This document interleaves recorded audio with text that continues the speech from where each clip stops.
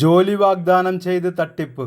ഇരയെ മയക്കുമരുന്ന് കേസിൽ കുടുക്കാൻ ശ്രമിച്ചതായി ഞെട്ടിക്കുന്ന വെളിപ്പെടുത്തൽ.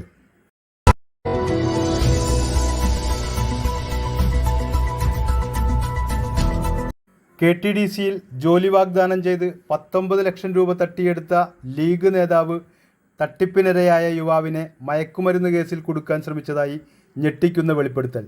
ശ്രീനാരായണപുരം ശാന്തിപുരം സ്വദേശിയായ കറുകപ്പാടത്ത് ഇബ്രാഹിമിൻ്റെ മകൻ 25-കാരനായ നിഹാനിന് ജോലി വാങ്ങി നൽകാമെന്ന് പറഞ്ഞു പറ്റിച്ച് പിതാവിൽ നിന്ന് 19 ലക്ഷം രൂപ പലപ്പോഴായി തട്ടിയെടുത്തത്.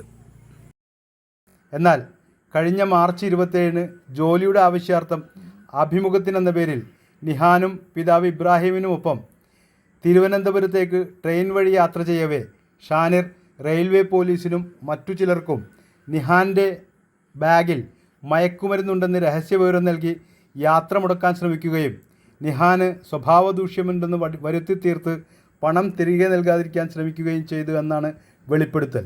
റെയിൽവേ പോലീസിൻ്റെ പരിശോധനയിൽ ബാഗിൽ നിന്നും ഒന്നും കണ്ടെത്താത്തതിനെ തുടർന്ന് തലനാരിഴക്കാണ് തങ്ങൾ രക്ഷപ്പെട്ടതെന്ന് നിഹാൻ്റെ പിതാവ് പറയുന്നു. അന്ന് ചതി മനസ്സിലാക്കാതിരുന്ന ഇരകളെ വീണ്ടും പറ്റിച്ച് കുമരകത്ത് പോസ്റ്റിംഗ് റെഡിയായിട്ടുണ്ട് എന്ന് പറഞ്ഞ് ഏപ്രിൽ 5-ാം തീയതി കുമരകത്ത് പോകാനായി കാറിൽ യാത്ര ചെയ്യവേ ഷാനിർ രഹസ്യവിവരം നൽകിയതിനെ തുടർന്ന് 5-ാം പരത്തിയിൽ വെച്ച് എക്സൈസ് സംഘവും പോലീസും വാഹനം തടഞ്ഞു നിർത്തി പരിശോധന നടത്തിയതോടെയാണ് തങ്ങൾ ചതിക്കപ്പെടുകയാണെന്ന് ഇബ്രാഹിമിന് മനസ്സിലായത്. രാഷ്ട്രീയ ആവശ്യങ്ങൾക്കും സ്വകാര്യ ആവശ്യങ്ങൾക്കും ഇബ്രാഹിമിൻ്റെ വാഹനവും ഇബ്രാഹിമിനെയും ചൂഷണം ചെയ്തിരുന്ന പ്രതി ഇബ്രാഹിമിൻ്റെ ആത്മാർത്ഥതയെ കെണിയൊരുക്കുന്നതിനായി ഉപയോഗപ്പെടുത്തുകയായിരുന്നു.